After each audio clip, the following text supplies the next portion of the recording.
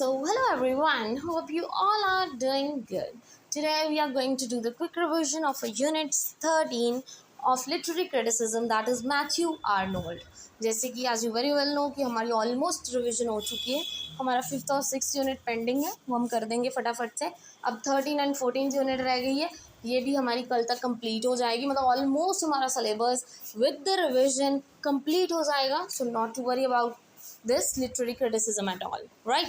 तो Matthew Arnold, अब इनका अपना एक हिसाब था, अपना एक सोच थी लिटरेरी क्रिटिसिज्म में. जैसे हम यही पढ़ते हैं, ठीक है, कि किस पोइट का अपना एक पॉइंट ऑफ व्यू होता है, कि कैसे वो अपने पॉइंट ऑफ व्यू को रखता है, उसके क्या पॉइंट ऑफ व्यूज़ हैं, ये सब चीज़ें.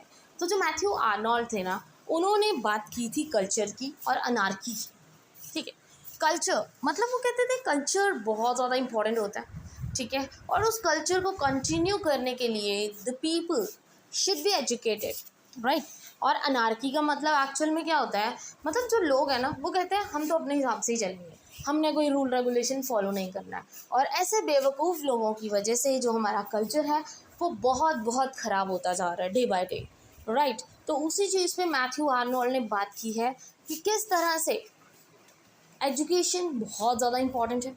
ठीक है जी, जो कल्चर होता है एक तरह से गाइडिंग लाइट होती है हमारी लाइफ में, और जो अनार्की होती है ना, एक तरह से बंदे को क्या है, भटका देती है.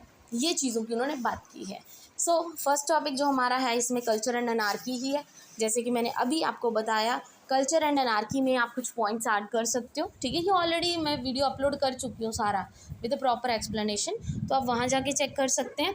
प्लस ये कल्चर एंड अनार्की जो आप रिविजन कर रहे हैं तो उसमें भी आ जाते हैं. ठीक है, तो मैथ्यू आर्नोल्ड बोलते हैं कि कल्चर बहुत ज़्यादा इंपॉर्टेंट होता है, ठीक है, बंदे को सही दिशा दिखाने के लिए. इंपॉर्टेंस ऑफ एजुकेशन, एजुकेशन बहुत ज़्यादा ज़रूरी है अपने कल्चर को बनाए रखने के लिए. लोग एजुकेटेड होंगे, उनमें अक्ल होगी, तो उनको पता होगा, ठीक है, कि ऐसे ही खुद ब खुद कुछ नहीं होता है, रूल्स एंड रेगुलेशन सबको फॉलो करने पड़ते हैं.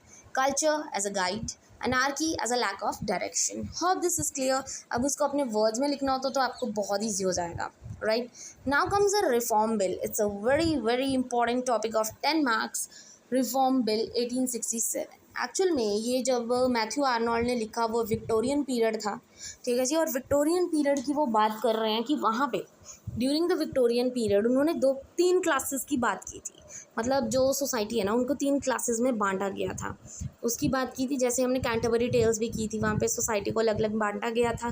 ठीक है, एक हायर क्लास थी, मिडिल क्लास थी, लोअर क्लास थे.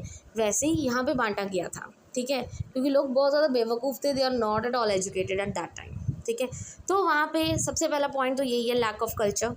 कल्चर प्रॉपर नहीं था, लोग एजुकेटेड नहीं थे. ठीक है, एंड जो मैथ्यू आर्नोल्ड थे वो बोलते थे कि स्वीटनेस और लाइट, उन्होंने सिंपल एक फ्रेज़ बोला, स्वीटनेस एंड लाइट बहुत ज़्यादा इंपॉर्टेंट है. स्वीटनेस मतलब beauty, grace and charm in the manners, not beauty, not external beauty की बात हो रही है यहाँ पे बात हो रही है in the manners. Beauty, grace, charm in the manners. Manner होने चाहिए लोगों को, एजुकेटेड होने चाहिए. ठीक है, एंड उन्होंने लाइट मतलब क्लैरिटी, इंटेलिजेंस होनी चाहिए. There is a need for sweetness as well as light, right. और सोसाइटी को 3 क्लासेस में बांटा गया था. First is barbarian. एक्चुअल में जो बारबेरियंस होते थे ना, वो एरिस्टोक्रेसी ज़्यादा मानते थे, एंड दे वर एक्सक्लूसिव, मतलब not at all educated. Second is philistines. Philistines जो थे मिडिल क्लास थे, वो मटीरियलिस्टिक चीज़ों पे ज़्यादा मरते थे. मतलब उनको एजुकेशन से कोई लेना देना नहीं था, उनको मटीरियलिस्टिक चीज़ों से ज़्यादा लेना देना था, ज़्यादा लगाव था. Third is populace. Populace working class थी, वो they are not at all educated. ठीक है जी, ये 3 क्लासेस थी. 3 क्लासेस ध्यान में रखना. Now comes urban irony. Urban irony में भी सबसे पहले तो वही चीज़ जो मैंने आपको बताई, 3 क्लासेस थी, बारबेरियंस, फिलिस्टाइंस एंड पॉपुलेस. याद रखना, इसी को एक्सप्लेन कर देना. Second is sweetness and light, जो अभी बताया. Sweetness in what, in the manners. Light means intelligence, clarity in the manners. ठीक है. Third is a state. उन्होंने बोला कि जो स्टेट है ना हमारा, वो एक तरह से सुप्रीम पावर की तरह काम करे, प्रॉपर रूल्स हो, प्रॉपर रेगुलेशन हो, और हर बंदा उस रूल एंड रेगुलेशन को माने. There should not be any anarchy, जो मैथ्यू आर्नोल्ड ने बोला, right. Now most important question, very very very important. 10 marks में डायरेक्ट ये क्वेश्चन आ सकता है, आर्नोल्ड वर्सेस यूटिलिटेरियनिज्म. ठीक है, एक्चुअल में यहाँ पे आर्नोल्ड और यूटिलिटी की बात की गई है दोनों में। एक्चुअल में यूटिलिटी क्या होता है, ठीक है, यूटिलिटी उन्होंने बोला कि कहीं ना कहीं यूटिलिटी मतलब according to the Victorian period great happiness होनी चाहिए सभी लोगों के लिए।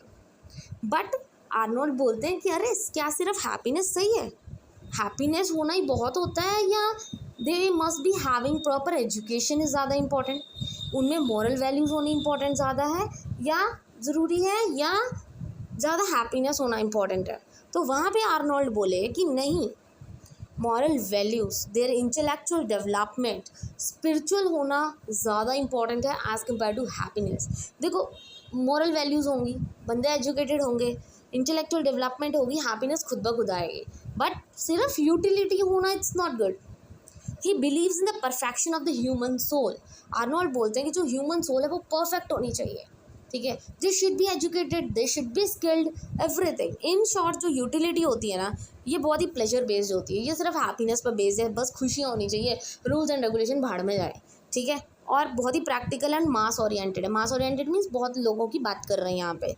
आर्नोल्ड बोलते हैं आइडल्स की बात करते हैं, मॉरल वैल्यूज़ की बात करते हैं, ये परफेक्शन ओरिएंटेड की बात करते हैं कि अगर बंदा परफेक्ट होगा, एजुकेटेड होगा ना, स्किल्ड होगा, ठीक है, उसमें इंटेलेक्चुअल डेवलपमेंट होगी प्रॉपर, तो वो खुद ब खुद हैप्पी होगा। बट यूटिलिटी क्या बोलती है, नहीं बाबा नहीं, एजुकेटेड होना ज़रूरी नहीं है, हैप्पीनेस ही इंपॉर्टेंट है, ठीक है। तो वहाँ पे इनकी थोड़ी सी फाइट हुई। तो Arnold versus utility, 10 marks direct question, right. Hope this video is useful for you. आपको अच्छे से ये रिवाइज हो गया होगा। 13th यूनिट बहुत सिंपल है, कल्चर और एजुकेशन से रिलेटेड है, अनार्की से रिलेटेड है, जहाँ पे लोग रूल्स एंड रेगुलेशन फॉलो नहीं करते। तो ये तो अगर आप खुद भी लिखना चाहो तो भी लिख दोगे। बस ये 3 क्लासेस मोस्ट इंपॉर्टेंट है, इसको ध्यान में रख लेना। ये एक चैप्टर, ये कंसेप्ट बिल्कुल क्लियर है, ठीक है जी। So this is all about unit 13 revision. Hope this video is useful for you. Video अच्छी लगी हो, इन्फॉर्मेटिव हो, then please don't forget to like and subscribe my channel. Thank you very much.